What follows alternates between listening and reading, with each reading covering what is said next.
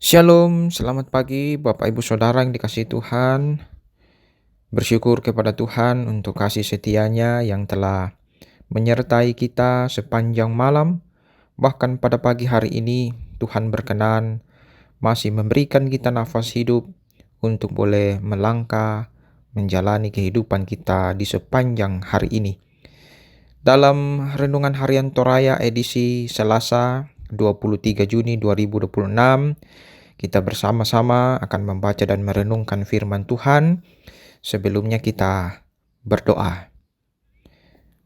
Bapa kami yang ada di dalam sorga, kami bersyukur kepadamu bahwa hari ini Tuhan masih berkenan memberikan kami nafas kehidupan untuk kami boleh pakai menjalani kehidupan kami di sepanjang hari ini.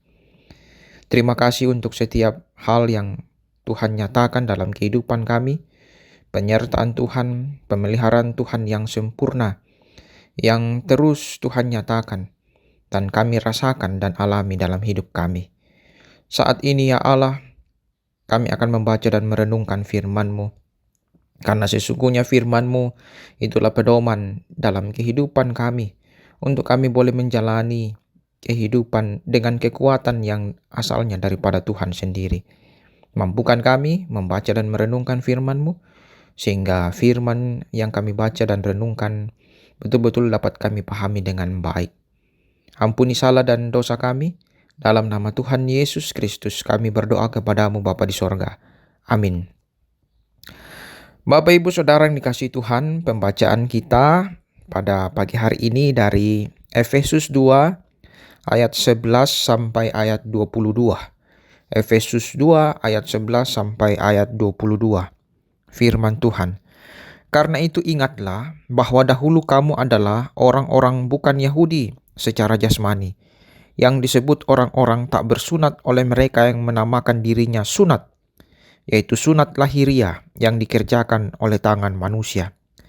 Pada waktu itu kamu tanpa Kristus, tidak termasuk kewargaan Israel, dan tidak mendapat bagian dalam ketentuan-ketentuan yang dijanjikan tanpa pengharapan dan tanpa Allah di dalam dunia.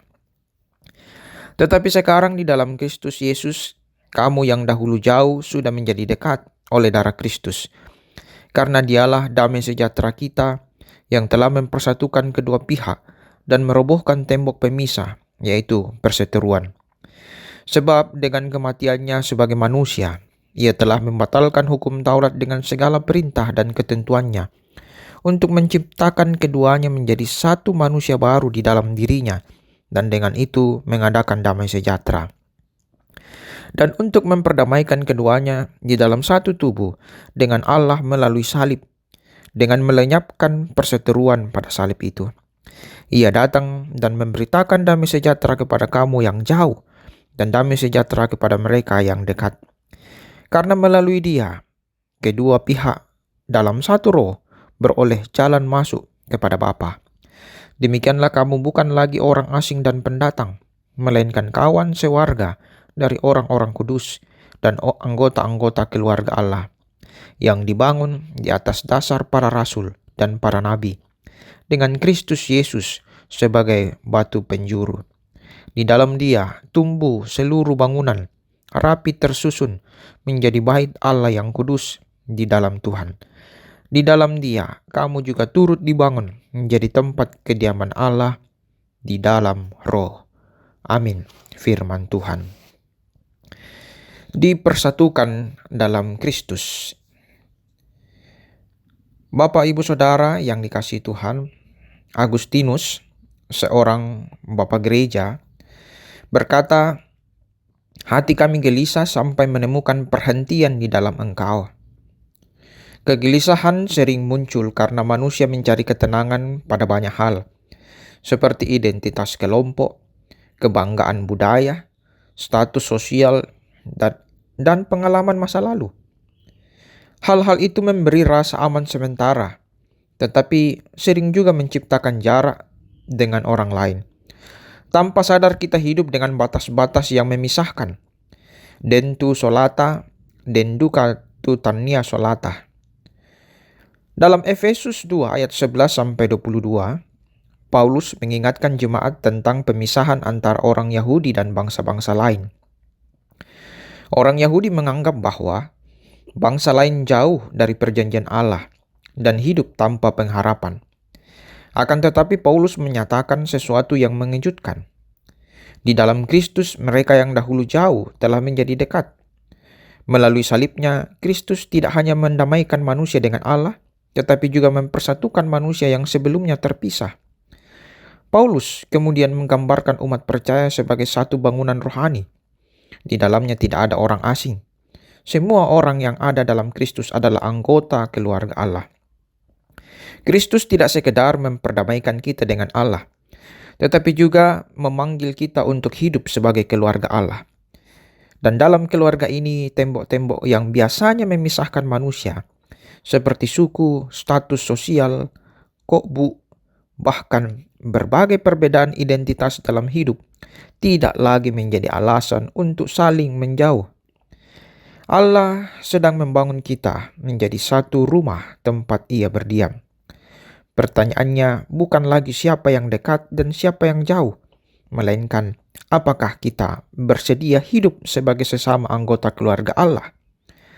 Apakah kita bersedia saling menerima dan bergandengan tangan menyatakan kehadiran Allah di dunia?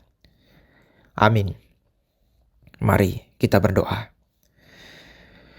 Terpujilah Engkau ya Allah, bahwa pada pagi hari ini kami telah membaca dan merenungkan firman-Mu, memberikan kami satu kekuatan bahwa sebagai orang-orang percaya, sesungguhnya kami telah dipersatukan di dalam Kristus Yesus Tuhan kami.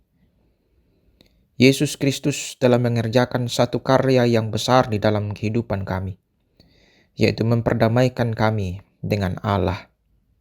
Terima kasih ya Allah untuk firman Tuhan yang telah Engkau sampaikan kepada kami semua pada pagi hari ini.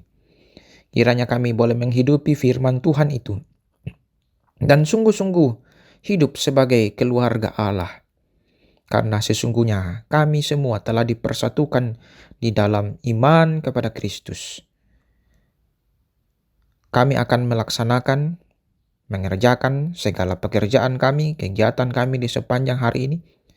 Tuhan berkati kami, agar kiranya apa yang boleh kami kerjakan, kami lakukan, itu betul-betul berkenan di hadapan Tuhan dan memuliakan nama Tuhan. Berkati Bapak Ibu Saudara yang mungkin ada dalam pergumulan sakit penyakit, Tuhan kiranya menolong, menyembuhkan mereka melalui setiap upaya-upaya pengobatan yang mereka terima. Kami percaya bahwa kasih setia Tuhan akan terus menolong, memelihara, menopang kehidupan kami, dimanapun kami berada, apapun yang kami kerjakan. Ampuni salah dan dosa kami, terima kami yang datang berdoa.